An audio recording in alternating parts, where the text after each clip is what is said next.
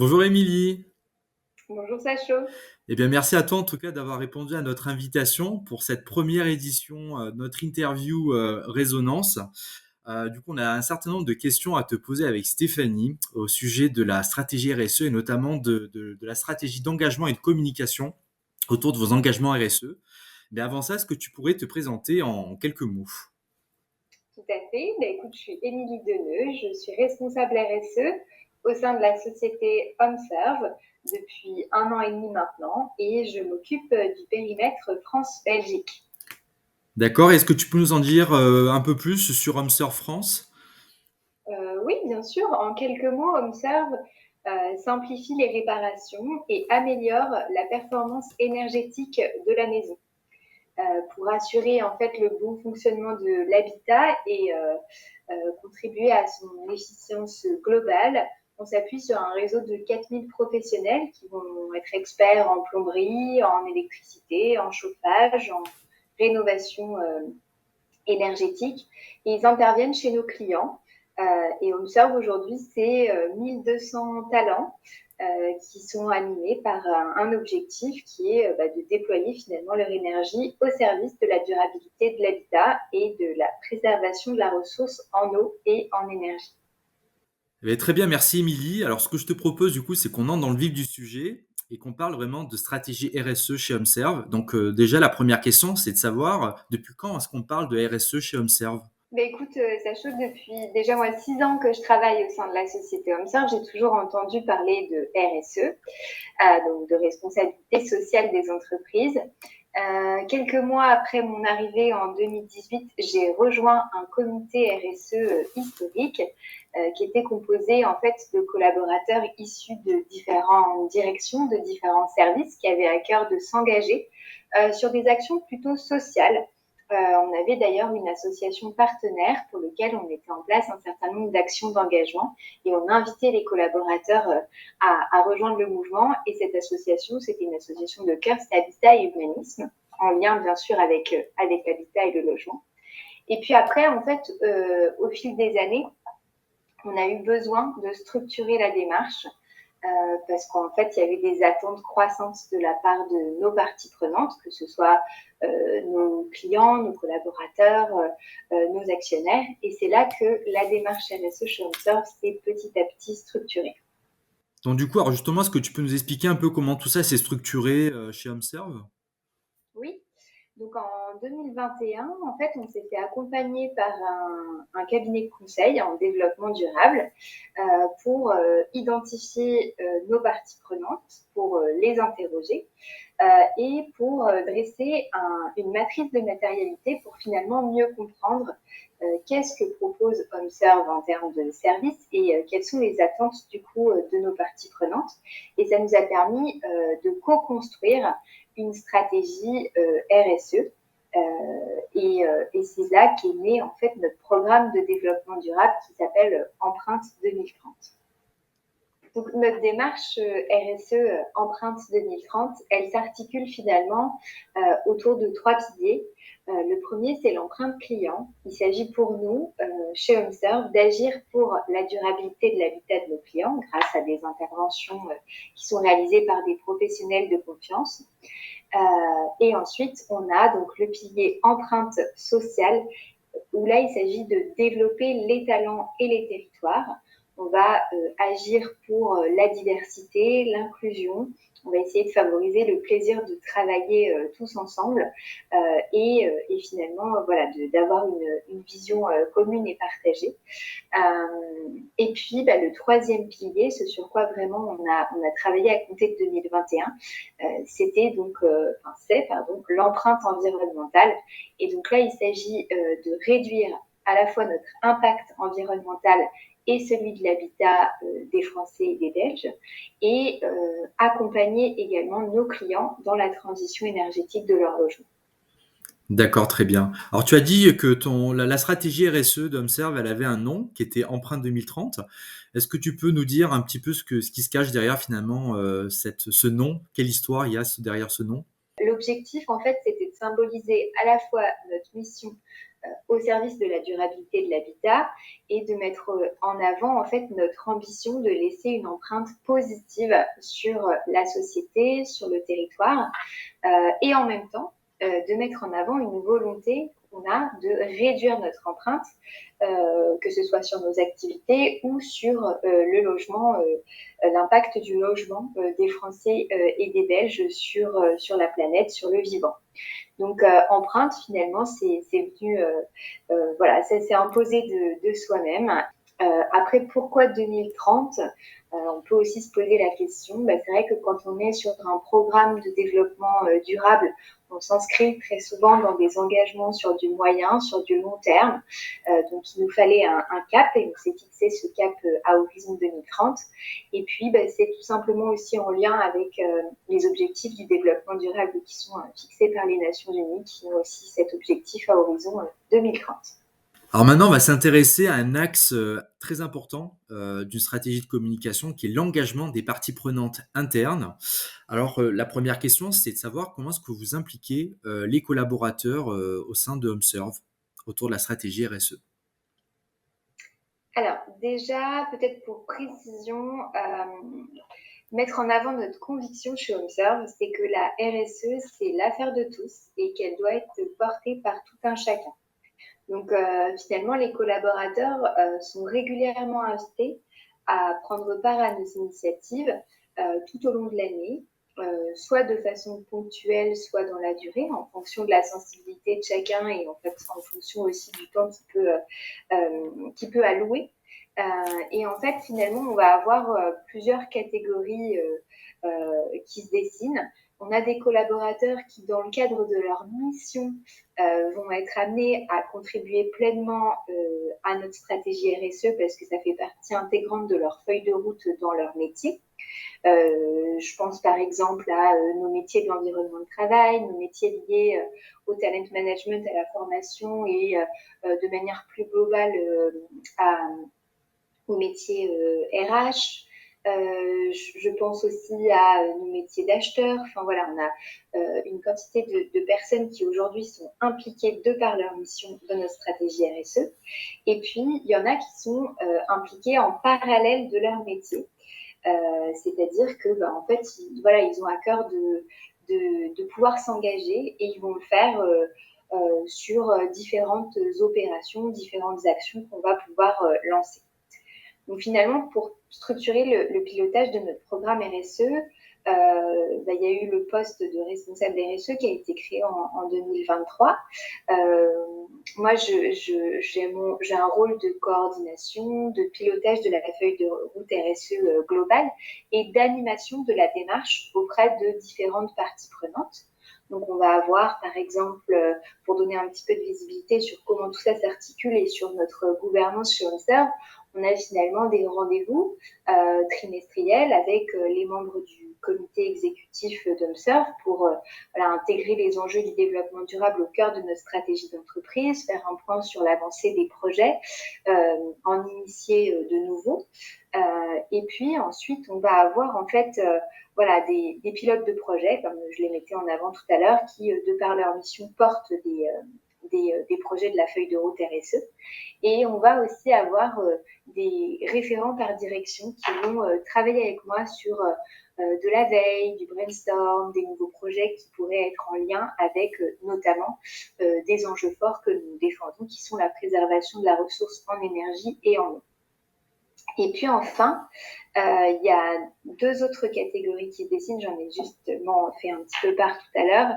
On a des empreintes acteurs, puisque on décline le programme empreinte et on les a appelés donc des empreintes acteurs. Et ça, ce sont des collaborateurs volontaires qui vont se mobiliser, qui sont engagés en fait dans notre démarche sociétale et qui vont s'investir pour acculturer les collaborateurs dans la démarche, dans le programme. Ils vont contribuer activement en étant des réels relais de communication auprès de leur direction et de leurs services.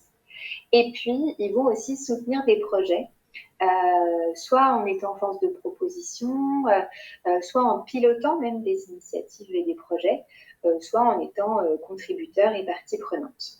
Et puis on a enfin voilà, une autre catégorie de collaborateurs sur qui je m'appuie beaucoup et avec lesquels je travaille énormément, qui sont finalement nos communicants. Donc là, j'entends par là nos équipes de communication internes, nos équipes de communication institutionnelles, et puis voilà, tous les relais qui vont s'articuler par rapport à nos différentes divisions, nos différentes filiales. Et effectivement, je vais organiser des comités avec eux, à la fois pour leur redescendre de l'information plutôt top-down, pour mettre en avant voilà, quelles sont les actions sur lesquelles on va pouvoir impliquer les collaborateurs, et puis aussi pour prendre le pouls au niveau du terrain, pour savoir en local finalement qu'est-ce qu'ils ont envie de mettre en place. Et l'idée, c'est vraiment de pouvoir voilà, ventiler entre des actions que l'on pousse du groupe vers le terrain, et à l'inverse aussi, qu'est-ce qu'on peut mettre en place qui correspond davantage à une vision plus locale, puisqu'on est répartis sur l'ensemble du territoire et l'ensemble de la France. Voilà. Et donc, tu parlais de empreinte acteur, donc j'imagine que ce sont un petit peu vos ambassadeurs RSE. Est-ce que tu sais combien il y en a aujourd'hui chez HomeServe? Alors, du coup, on a une communauté, donc nous, on a différentes divisions chez HomeServe. Sur notre activité historique autour de voilà, du confort de l'habitat, de la plomberie et de l'électricité, on va avoir à peu près une petite cinquantaine d'empreintes acteurs. Donc, comme je disais, je les sollicite de manière soit ponctuelle, soit de manière un peu plus importante. Et là, en fait, on commence à être assez nombreux. Ce que j'ai mis en place, ce sont des groupes projets. Et en fonction, en fait, des thématiques sur lesquelles ces collaborateurs ont envie de s'engager, on va avoir différents groupes projets qui vont s'articuler. On a par exemple un groupe projet où on a une dizaine de collaborateurs qui ont été formés à la fresque du climat, et leur rôle, c'est d'animer des fresques du climat en interne pour sensibiliser nos collaborateurs et pour finalement mettre un pied dans toute la pédagogie autour de l'empreinte carbone, le bilan carbone et les actions qui en découlent côté entreprise, mais pas que, puisqu'on a aussi en tant que citoyen et en tant que collaborateur pas mal d'actions qu'on peut mettre en place à son niveau. Donc il va y avoir par exemple un groupe projet là-dessus. Ensuite, on a un groupe projet qui s'est mis en place autour de la mobilité douce, où là, voilà, l'idée, c'est de pouvoir identifier les modes doux, de pouvoir davantage sensibiliser nos équipes là-dessus, de pouvoir... on a participé à un challenge pour la première fois cette année, qui était donc le challenge de la mobilité douce au niveau de la région Aura. Là, l'idée, c'était de sensibiliser d'une part, de mettre en avant tout ce qui était règles de sécurité, d'en profiter pour proposer aussi des ateliers à nos vélotaffeurs pour venir en entreprise en vélo, et en même temps en profiter pour participer à un atelier réparation vélo. Voilà, pour vous donner quelques exemples. Et puis après, on va avoir voilà, d'autres collaborateurs qui vont s'engager plutôt sur la partie empreinte numérique. Donc là, c'est un gros projet qui s'initie. On est au balbutiement de la mise en place d'un plan d'action. Mais voilà, on a identifié du coup quelques terrains de jeu, et on s'y attelle en équipe. Est-ce que vous avez développé en interne des outils, des formats pour justement sensibiliser les équipes et les embarquer dans ces engagements RSE? Oui, tout à fait. Alors, on a différents moyens finalement qui sont à notre disposition pour engager les collaborateurs dans la démarche.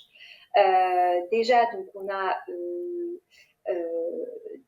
différents espaces de chat qui nous permettent de communiquer à chaud sur différentes opérations. On a bien sûr le canal du mail où on va envoyer, par exemple, différents messages sur les questionnaires d'empreinte carbone, sur différentes thématiques qui vont vraiment concerner l'ensemble de nos collaborateurs internes. Après, on va utiliser aussi des vidéos témoignages, parce qu'on a des collaborateurs qui s'engagent sur des projets, par exemple, associatifs, ou sur voilà, des projets vraiment très spécifiques. Je pense, par exemple, à sport dans la ville et au dispositif Job dans la ville. Ça fait quelques années qu'on est engagé, et en fait, chaque année, notre objectif, c'est de mettre en avant des parrains et des marraines qui sont des collaborateurs OnServe qui s'engagent auprès des jeunes. Et donc, l'idée, c'est de se dire, en fait, chaque année, on a des nouveaux collabs, on a des personnes qui sont peut-être passées à côté de l'info et ou alors qui se disent, cette année, j'ai un petit peu de temps à mobiliser, j'aimerais bien m'engager dans ce type d'association. Et donc, notre objectif, ça va être de pouvoir valoriser ces collaborateurs qui s'engagent au travers de vidéos, de témoignages. On peut aussi mettre en place des temps forts, donc ça peut être des espaces café en visio ou des petits déjeuners thématiques en présentiel. On varie un peu les plaisirs et puis on varie aussi en fonction de est-ce que c'est une action qui se déploie en local ou est-ce que c'est une action qui a une interférence un peu plus France entière. Et finalement, on va essayer de mettre en avant par le témoignage de collaborateurs, puisque je disais, la RSE, c'est l'affaire de tous, donc c'est vraiment notre fil rouge, de pouvoir engager en fait d'autres collaborateurs dans une démarche.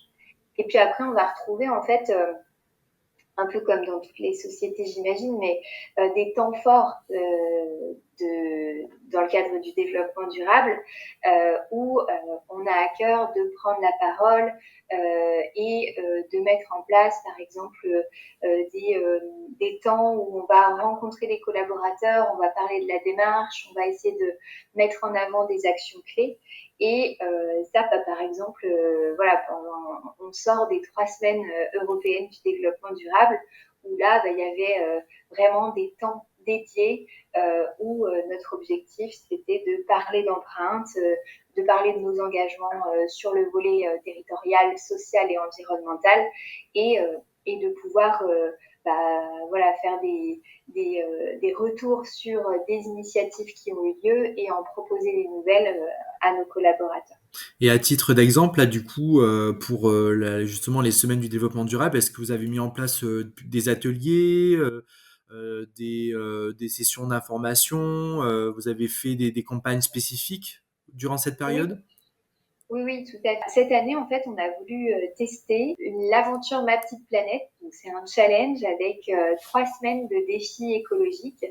C'est au travers d'une application. Et en fait, l'objectif, c'est de fonctionner par équipe et de pouvoir faire un maximum de défis écologiques, soit en solo, soit en famille, soit entre collaborateurs. Et on a 3 semaines pour monter en compétences, se sensibiliser, mettre en place un maximum finalement de nouvelles habitudes pour les ancrer en fait dans notre quotidien. Il va y avoir des challenges autour de nous, notre programme, par exemple, diversité et inclusion. Donc, on en a profité pour interroger nos collaborateurs sur un brainstorm d'idées pour enrichir notre programme Mosaïque autour de l'égalité professionnelle. Donc, en fait, ça nous a permis vraiment de challenger, enfin de se challenger, puisque j'ai participé aussi au défi, et de finalement parler du développement durable pendant 3 semaines, avec un côté très ludique et aussi très compétitif, parce qu'on avait des équipes qui étaient clairement dans la compète, mais tant mieux, parce que c'est dans l'objectif de sensibiliser, c'est dans l'objectif de réduire son impact pour la planète et pour le vivant, donc tant mieux. Et du coup, on a effectivement rencontré un bel engouement de la part des collaborateurs. Donc ça, typiquement, c'était l'innovation de cette année 2024 autour des semaines européennes du développement durable.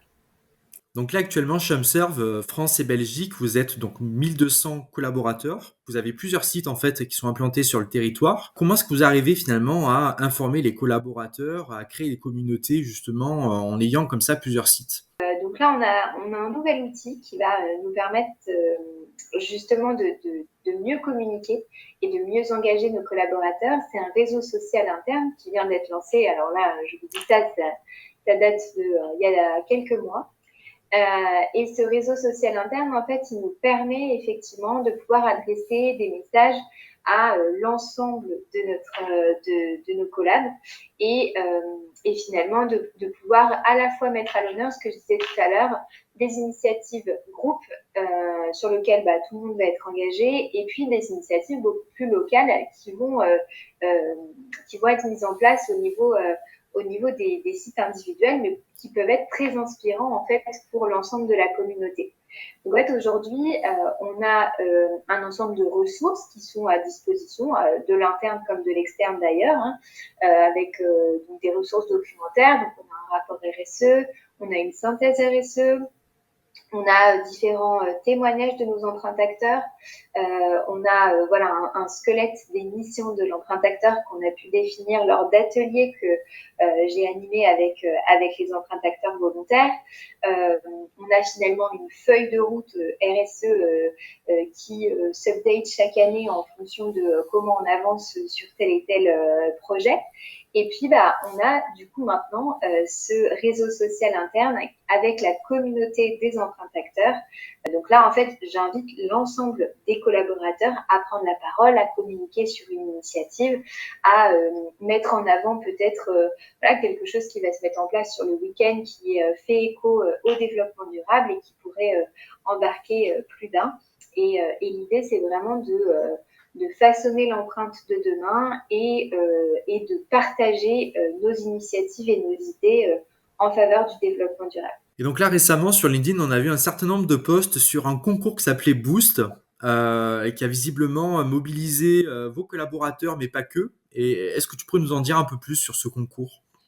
Écoute, c'est vrai que ce concours Boost, en fait, c'est une illustration très concrète de comment on fait vivre l'engagement de nos collaborateurs dans la démarche RSE. Il a été lancé en 2018. Et en fait, il permet à nos collaborateurs de venir mettre en avant leur engagement, que ce soit dans la sphère associative ou dans des projets entrepreneuriaux qui ont un impact sur la société et ou sur l'environnement.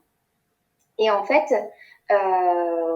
l'objectif, c'est de venir, bien sûr, pitcher son projet, de le mettre en avant, donc de parler de son asso, de parler de son innovation.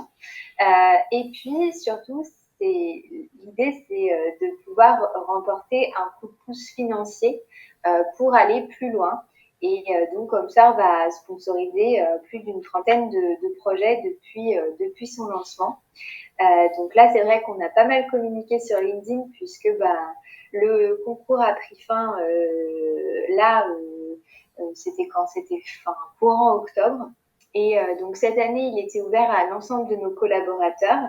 On a eu 7 lauréats qui sont venus nous présenter du coup leur projet, tous aussi qualitatifs et engagés. Donc on avait un jury cette année qui était un petit peu différenciant par rapport aux autres années puisqu'on avait un jury composé d'internes et d'externes.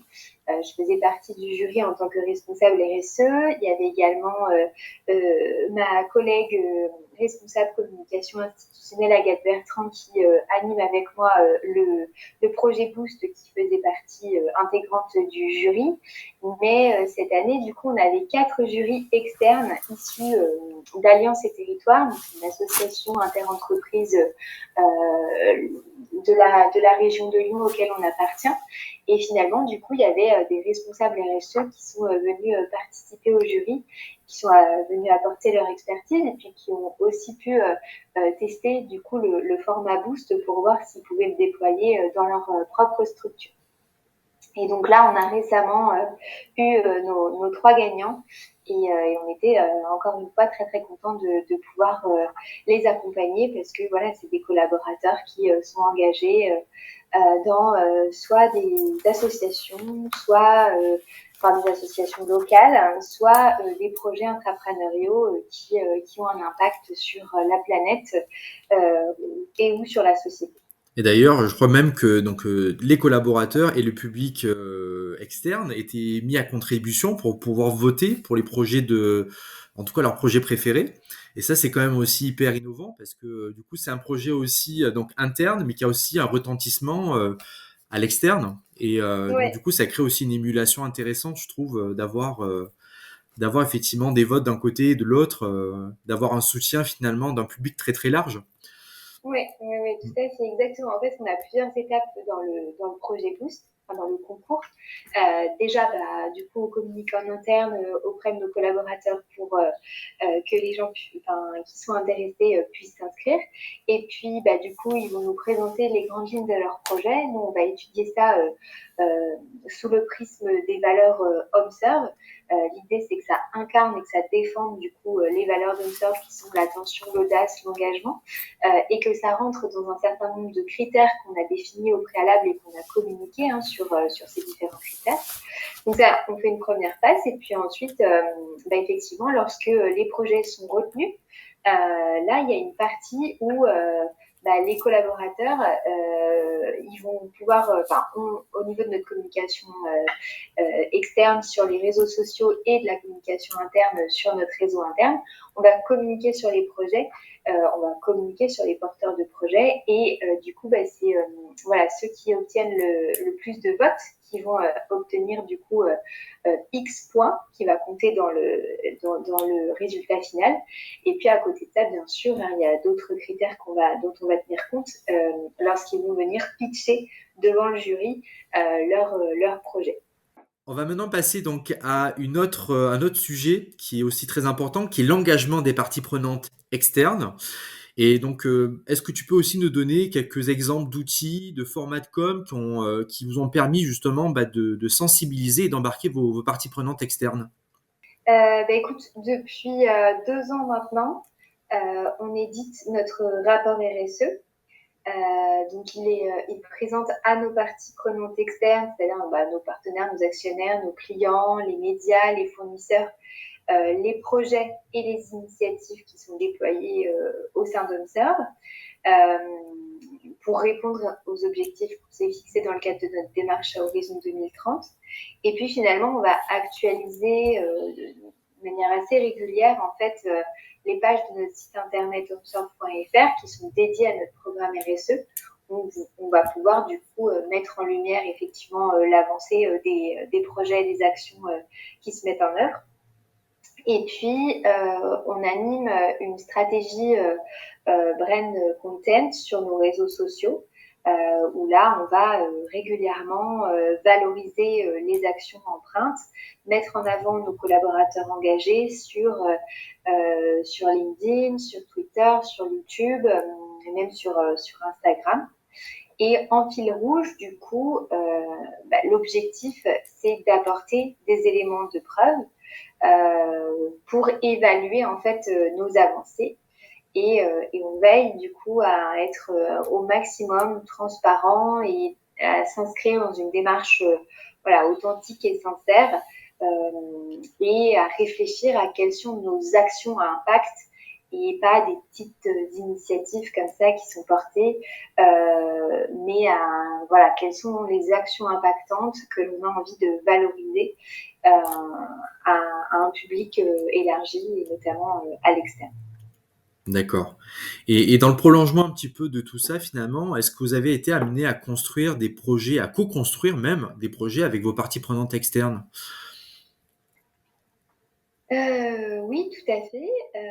De manière assez récente, sur le volet, du coup, notre animation de notre réseau professionnel qui est engagé sur la préservation, enfin, sur la rapidité de leur intervention chez nos clients, les interventions de plomberie. L'objectif, c'était de pouvoir vraiment les sensibiliser autour de la rapidité de leur action et du sens aussi de leurs interventions au niveau de la préservation de l'eau. Et du coup, on a un challenge annuel que l'on mène avec nos équipes réseau et l'ensemble de notre réseau de professionnels. Et là, on a repensé ce challenge pour se dire bah, finalement comment les sensibiliser et les engager dans la démarche de préservation de l'eau Et du coup, l'idée, c'était plutôt que d'avoir un challenge qui récompense en fait les 3 meilleurs de notre réseau. Là, il y avait une vision commune et partagée d'être encore plus réactif que jamais sur les interventions chez nos clients. Et en fonction du nombre de mètres cubes d'eau préservés, ça permettait finalement d'avoir X euros de reverser à une association locale qu'on a rencontrée, qu'on a découvert il y a peu, qui est Diving for Future, une association de plongeurs professionnels qui organise du coup des actions pour nettoyer la Saône et le Rhône des déchets qui ont un impact sur l'eau. Donc ça, c'était tout récent et on était très contents de pouvoir mener cette action au profit d'une association locale. Et puis après, sinon, on a d'autres actions qu'on a pu mener. Je faisais référence tout à l'heure à Alliance et Territoires, qui est donc une association interentreprise du bassin lyonnais également. Et cette association, en fait, elle œuvre pour la solidarité entrepreneuriale entre petites et grandes entreprises du bassin lyonnais. On est adhérent depuis quelques années. Et dans ce cadre-là, on a eu l'occasion de participer en fait à différentes actions interentreprises et notamment à intervenir au niveau de sensibilisation de jeunes publics issus de quartiers via l'association Entreprendre pour apprendre. Et là, en fait, il s'agissait d'intervenir auprès de jeunes publics pour animer le temps d'une journée une action de sensibilisation autour du développement durable. Et l'idée, c'était de les faire travailler en équipe sur des projets pour les amener à réfléchir justement à leur impact et à réfléchir à leur mode de consommation et à réfléchir à des moyens innovants pour demain, en fait, peut-être sortir un produit ou un service qui réponde à une problématique en lien avec l'écologie. Alors Émilie, justement, toi, quels conseils tu pourrais donner aux organisations qui souhaitent justement renforcer l'engagement de leurs parties prenantes, notamment de leurs collaborateurs autour de la RSE? Alors, donner des conseils, c'est un peu pompeux, mais en tout cas, je dirais que personnellement, moi, je fais beaucoup de veille et j'échange énormément avec les acteurs du marché, avec un réseau aussi de responsables RSE avec qui je suis en interaction pour tout simplement partager sur qu'est-ce qu'ils ont pu tester, qu'est-ce qu'ils ont pu innover, mettre en place, qui a marché au sein de leur propre structure. Et je m'en inspire pour mettre en place de nouvelles actions d'engagement chez HomeServe.